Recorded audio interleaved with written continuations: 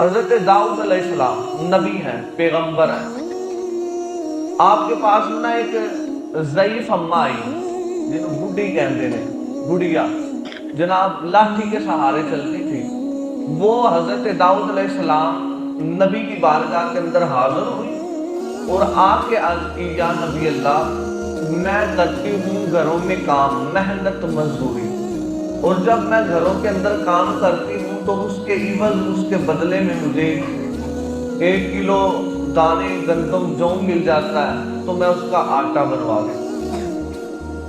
کہا کہ آج میں کام کر کے آئی، جب مجھے انہوں نے جو دیے میں نے اس کا آٹا بنوا لیا، اور میں رستے میں لے کر آ رہی تھی، برتن میں وہ آٹا تھا، اچانک ہوا چلی اور وہ سارا آٹا جو تھا وہ اڑ گیا، آٹا اڑ گیا، بکھر گیا. حضرت داؤد علیہ السلام آپ نے فرمایا، اماں اگر 2 کلو کے بدلے تمہیں 4 کلو دے دیا جائے، کتنا؟ اگر 4 کلو دے دیا جائے تو پھر اس اماں نے کہا جی بڑی بات ہے، پھر میں خوشی سے گھر چلی جاؤں گی، لوٹ جاؤں. اب جناب حضرت داؤد علیہ السلام نے اسے 4 کلو آٹا دے دیا.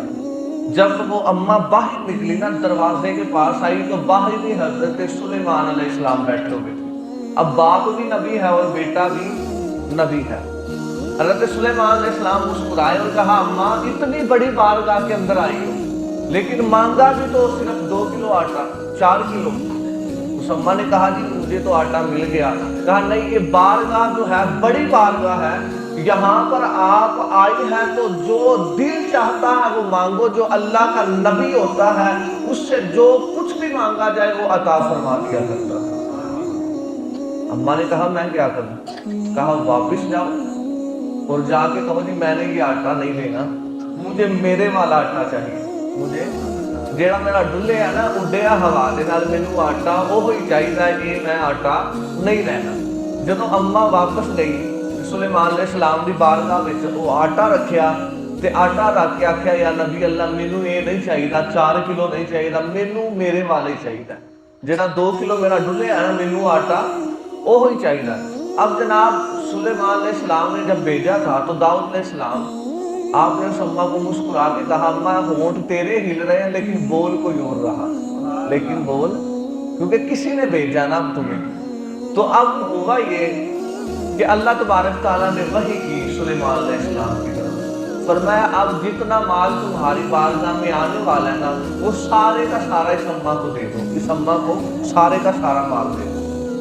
اب جناب مال پہنچا اور وہ جناب اس اماں کو دے دیا. کہ سلیمان علیہ السلام نے ہوا سے پوچھا، کیونکہ باپ بھی وہ ہے جو نبی ہے، بیٹا بھی نبی ہے. حضرت سلیمان علیہ السلام ہواؤں پہ حکم چلایا کرتے تھے، تخت جو تھا ہوا جناب بلندیوں کی طرف لے کر جاتی تھی. تو داؤد علیہ السلام نے ہوا سے پوچھا کہ تم نے اس گڑیا کا آٹا کیوں اڑایا، کیوں بخیرا؟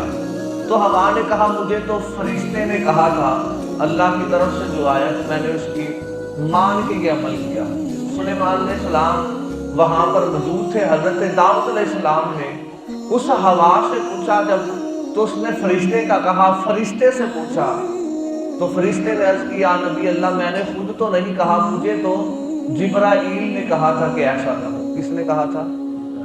جبرائیل نے کہا تھا کہ ایسا کہو. جبرائیل سے پوچھا تو جبرائیل نے عرض کیا، نبی اللہ مجھے تو اللہ کا حکم تھا. کس کا؟ اللہ کا حکم تھا.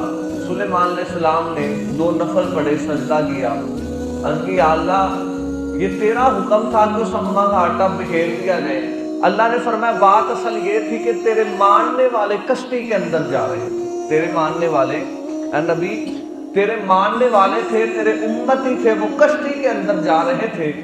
اور جب وہ کشتی پہ جا رہے تھے تو کشتی ایک پتھر کے ساتھ ٹکرائی، جس سے کشتی کے اندر دریڑ پڑی، کوئی سوراخ بنا، پانی اندر جانا شروع ہو گیا. تو انہوں نے دعا کی، یا اللہ اگر ہم بچ گئے، کشتی ہماری بچ گئی، جو ہمارا ساز و سامان ہے، ان کے پاس مال بہت زیادہ تھا، سامان بہت زیادہ تھا، عرض کیا اللہ اگر ہم بچ گئے تو آدھا مال، کتنا؟ آدھا مال ہم تیرے راستے میں دے دیں، خرچ کر دیں.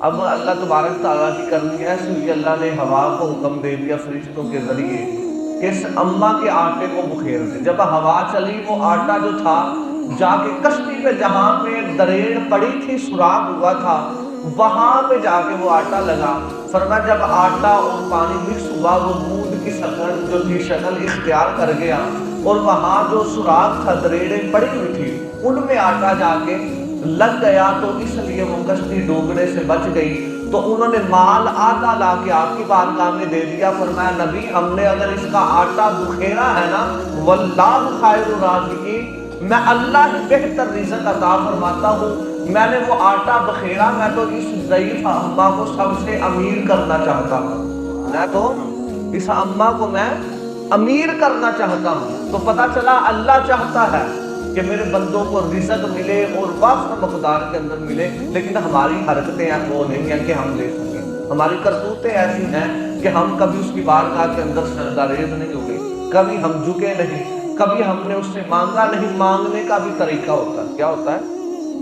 مانگنے کا بھی طریقہ ہوتا ہے۔ تو اللہ تبارک تعالیٰ کی بارگاہ میں مانگنا چاہیے اور ذکر کرنا چاہیے، نمازیں پڑھنی چاہیے، اپنا من صاف رکھنا چاہیے۔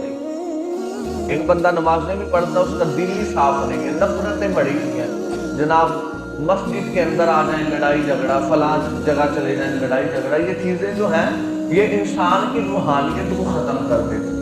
اگر ہم چاہتے ہیں کہ ہماری باتیں قبول ہوں اور ہمارا رزق بڑھے، اس کے اندر اضافہ ہو، تو پھر اپنا من صاف کرنا پڑے گا۔